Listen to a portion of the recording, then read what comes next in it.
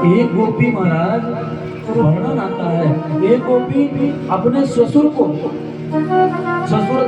ससुर जी आए और बैठ गए, बोले ऐसा करो बेटा भोजन ले आओ। और सासू माँ आकर के कहती है, अरे बहू तू ऐसा कर, जा करके गौ माता को भूसा दे दे। गोपी जब कन्हैया की बांसुरी को सुनी है तो भूल गई कि महाराज ससुर जी को क्या देना है, गौ माता को क्या देना है। ससुर जी के सामने महाराज भूसा ला करके डाल दिया और कन्हैया के सामने और गौ माता के सामने भोजन डाल दिया। कहने का तात्पर्य है कि महाराज जब भगवान के चरणों में प्रेम करो, प्रेम हो, तो उसका प्रमाण यही है कि महाराज जब प्रेम भगवान के चरणों में होता है तो सब कुछ हम भूल जाया करते हैं, संसार की बात हमें याद नहीं रहा करती। इसीलिए कहते हैं महाराज शरीर से संसार में रहो परंतु मन से भगवान के चरणों में रहो, भगवान के साथ रहो। साथ तो शरीर, साथ तो महाराज संसार का करो पर मन से ठाकुर जी के चरणों में बैठे रहो। एक तो वर्णन आता है महाराज, सुखदेव जी ने कहा एक गोपी को उसके पति जाने नहीं दिए, बोले कहां जाएगी इतनी रात को। वो गोपी महाराज अपने शरीर को ही त्याग दी, मन से उसने कहा भले ही हमको तन से न जाने दो पर हम मन से महाराज शरीर को छोड़ करके कन्हैया के पास ही जाएंगे। और सबसे पहले वही पहुंच गई।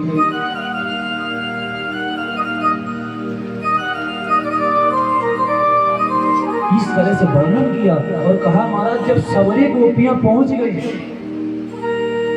कन्हैया ने देखा तो स्वागत किया है। स्वागतम वो महाभाग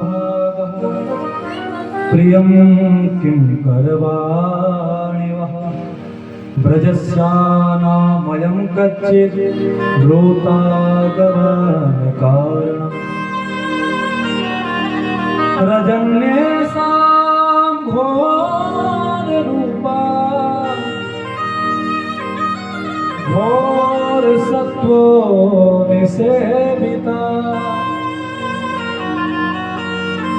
स्वागतम वो महाभाग प्रियम किं करवाणि ब्रूता गमन कारणम। कन्हैया ने कहा अरे ब्रज गोपियों तुम्हारा स्वागत है, स्वागत है, पर तुम बताओ किस लिए आई हो। हमें तो ऐसा लगता है कि सुंदर चांदनी की रात देखने आई हो। गोपियों ने सिर हिलाया नहीं। कन्हैया ने कहा फिर ऐसा होगा जरूर, पति से अपने अपने पति से झगड़ा करके आई होगी। पर देवी सुन लो, पतिव्रता नारी का बहुत बड़ा महत्व है, बड़ी महिमा है। ऐसा कभी नहीं करना चाहिए। पति चाहे महाराज किसी भी प्रकार से हो, काला हो, गोरा हो, गंदा हो, जैसा भी हो, दुर्गुणी हो, पर पतिव्रता नारी का महाराज एक ही कर्तव्य है कि महाराज अपने पति का त्याग न करे, जैसा भी हो त्याग न करे। भगवान समझ गए। भगवान ने कहा देवी हम तो तुम सबकी परीक्षा ले रहे थे। हम एक छोटा सा घड़ा खरीदते हैं मिट्टी का, पानी भरने वाला, महाराज उसको कई बार ठोकते हैं, कई बार देखते कहीं ऐसा तो नहीं सुराग है वो उसमें।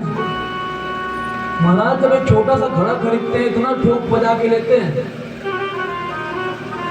तो भगवान को तो अमृत रूपी रास रूपी महाराज रस भरना है गोपियों के हृदय रूपी घड़ा में। भगवान को रास करना है, लीला करना है, तो कैसे ना ठोके बजाएं। भैया पात्र है या नहीं पात्र है ये भगवान जानना तो चाहेंगे। बोलो कृष्ण कन्हैया लाल की। समझ गए कि महाराज इनका सच्चा प्रेम है हमारे प्रति, और भगवान ने बड़ी सुंदर लीला की है, रास किया है।